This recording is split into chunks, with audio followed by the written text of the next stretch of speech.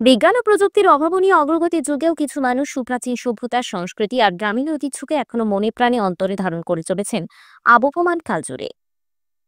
এখনো সুপ্রাচীন কৃষ্টি সংস্কৃতি আর গ্রামীণ শিল্পকর্মকে আন্তরিকভাবে লালন করে চলেছেন অগণিত মানুষ, বিশেষত গ্রামাঞ্চলের মানুষজন।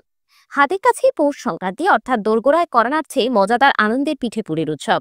জাতি জনজাতি সব মানুষের ঘরে ঘরে যার যার স্বাদ আর স্বার্থ অনুসারে রকমারি পিঠেপুলির ব্যবস্থা তো হবেই। পৌষ পার্বণের আগের দিন সাত সকালে গ্রামের মানুষ ব্যস্ত হয় বুড়ি ঘর তৈরিতে।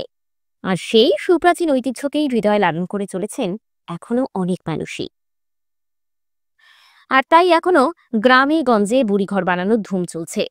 সভ্যতার অগ্রগতির যুগে যন্ত্রের ব্যবহার বুড়িঘরের মতো সাবেকি ঘরানার অনুষ্ঠান আজও গ্রাম ত্রিপুরার মানুষের ঘর থেকে চিরদিনের মতো হারিয়ে যায়নি।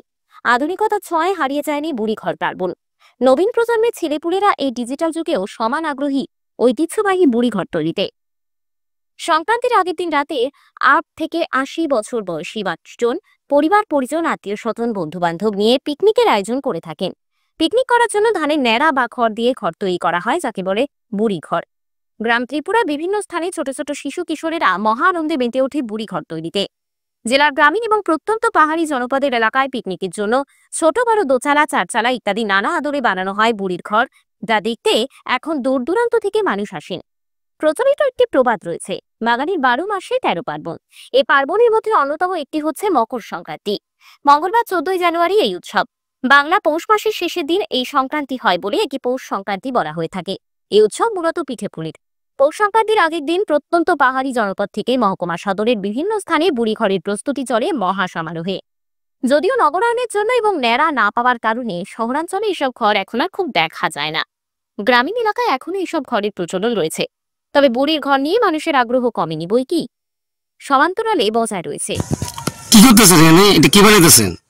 ওই তো আমরা একটা পোলাবান নিয়ে সবাই পোলাবানের আছে, একটা পিকনিক খাইতো, এলিয়া সবাই নিয়ে আমরা গ্রামের একটা ঘর তুলে একটা পিকনিক করতেছি। এটা কি কয় ঘরটা?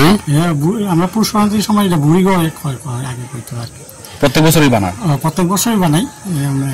এমন করে বানাইছি না, ছোট করে খাই আর কি, এবার একটু বড় করে বানাইতেছি সবাই মিলেমিশে। আপনারা কতজন মিলে সেটা করতেছেন এটা? আমরা ৫-৬ জন এমনি আসি, পোলাবান মিলাই মানে ২০-২৫ জন, মানে ছোট পোলাবান টোলাবান মিলে। মানে এই বুড়িঘর যে বানানো হয়, এটার কি কোনো নির্দিষ্ট কোনো বিষয় বা কি কি উদ্দেশ্য আপনারা বানানো এটা? এটা তো আমরা আগে তো সবসময় খাইতাম, দেখতাম মানে এমন বুড়িঘর বানায় খাইতাম। তখন তো আমরা এর প্রতি বেশি ইন্টারেস্টেড না। অনেক পোলাবানে সবাই দৌড়ছে যে একটা কাকু এমন একটা ঘর তুলে দেবো, আমরা একটা বুড়িঘর খাইতাম। আচ্ছা ঠিক আছে, আমি কইছি আচ্ছা বানাই গেছে, আমরা মিললা সবাই মিললা খাবো আর কি। কি কি ব্যবহার করছেন এই ঘরটা বানাইতে?